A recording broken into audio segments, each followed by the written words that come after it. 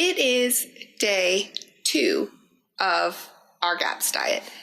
We started yesterday. I just wanted to give you an update. I really wanted to update yesterday, but I was feeling a little poopy at night, so I just went to bed. But let me tell you what's been going on. Friday morning, we woke up, we had our water, we had our bone broth, we had our chicken veggie soup, which was delicious. And then it was pretty okay, I think, but somewhere between breakfast and lunch, the kids were kind of like, they were ready for some sugar. They were like, Ava's like, are we going to buy bananas again? And I'm like, no. For lunch, we had boiled veggies. It was acorn squash, cauliflower, and carrots, and it was delicious. And then we had some shredded chicken and bone broth on top, and then bone broth in a cup. Trying to do, chicken veggie soup in the morning for breakfast. That's like our breakfast food. And then boiled veggies and bone broth for lunch, just different veggies that we can eat. And then meat if we need it, but I'm hoping to kind of stay away from meat during lunch. And then something new and exciting for dinner, because that's something to look forward to. The kids really, I can tell how much food means to us. Like, we eat a lot and we love to eat, and I'm really realizing how much we love to eat. So for dinner, I made this awesome recipe. You guys, I don't know these people, and I don't get commission for talking about their book, but it was really good. It was helpful. So it was in the morning, I put on a pot of beef bone broth. So I shredded that beef that had been, cooking for hours and hours, and it was delicious. And I took some of that broth and I cooked boiled mushrooms in it, and then blended up some of the mushrooms, put it back so it got really thick, and then put that shredded beef in there, and then put it on top of really, really boiled cauliflower, and it was delicious. And then we had our bone broth after the meal, actually.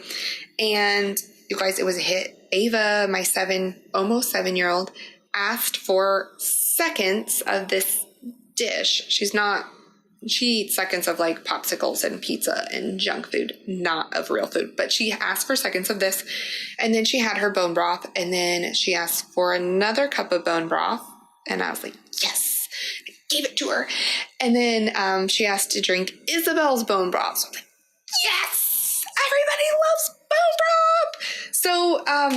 So everybody had bone broth. Everybody ate pretty well yesterday. There was no meltdowns. People were a little crabby because of the lack of sugar, and I was tired all day, but I think that's more of lack of coffee, which I've been trying to wean myself of, but it wasn't successful. So I was tired and I had a headache a little bit. I'm not sure what that was about. Maybe coffee too. And then just at the end of the day, I was just tired. It was a long day. I felt like I had been cooking all day, actually. I don't know how. I need to figure out how I can make some of the stuff go faster. Like last night, I cut up the carrots and onions and the stuff for my chicken soup in the morning so that right away I could just make that soup, and then I wouldn't have to stay in the kitchen right away in the morning. And then last night, oh my goodness, you guys, it was terrible. It was terrible. So we went to sleep. Everything was fine. Ava comes into her room. I think it's like 1:30 at night. And thankfully, before she gets to our bed, she pukes. And I'm like, okay, Erin's like all into action. I'm, nursing Isabel, which I know I need to wean her because of all this die-off that's going to be happening. But, and so we clean everything up, and, Erin's cleaning up the floor. He's amazing. We get Ava, we put her in our room, put her on a bed on the floor, and 30 minutes later, she's puking again, and then it happened a third time. I'm just like, oh my goodness. So she wasn't sick. She didn't have a fever. Her stomach didn't hurt. She would throw up and then just would go back to sleep. And she was conscious. She was talking to me. She's like, I'm fine. I'm not sick. So I'm like, okay. So she went back to sleep. So then we were good.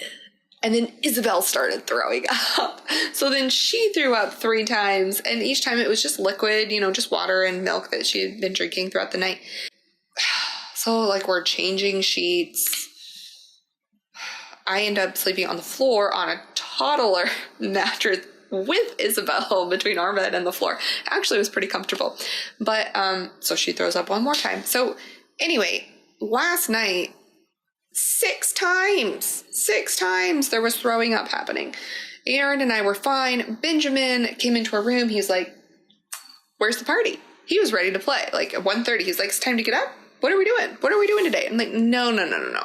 It is nighttime. Go back to sleep. And that's typical with Ben. So I just figured, oh, you're just being crazy. Go back to sleep. It's not time to get up. Why would you want to get up at 1:30?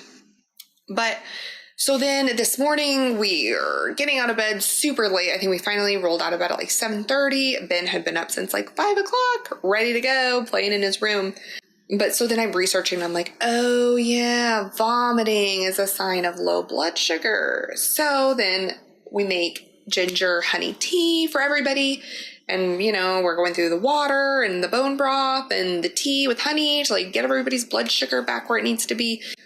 Finally, we got fluids into everybody. We got chicken, veggie soup for breakfast into people, and then everybody was fine. And then it was good. So I think that was just a learning lesson. If people are throwing up at night, you know, maybe they need some sugar. Yeah. So I think we're on track.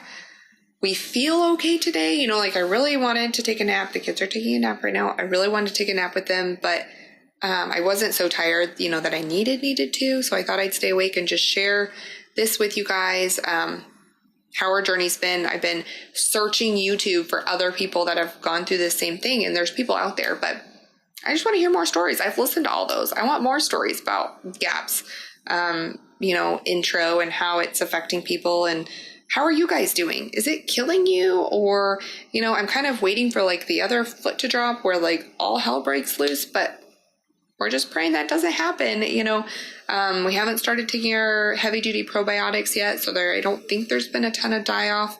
It's more just Isabel whining because she hasn't gotten her sugar fix. But the first 2 days have been okay. It's only 3:30 on the second day and I have energy, and we'll see what happens tomorrow and the next day. Thanks for watching.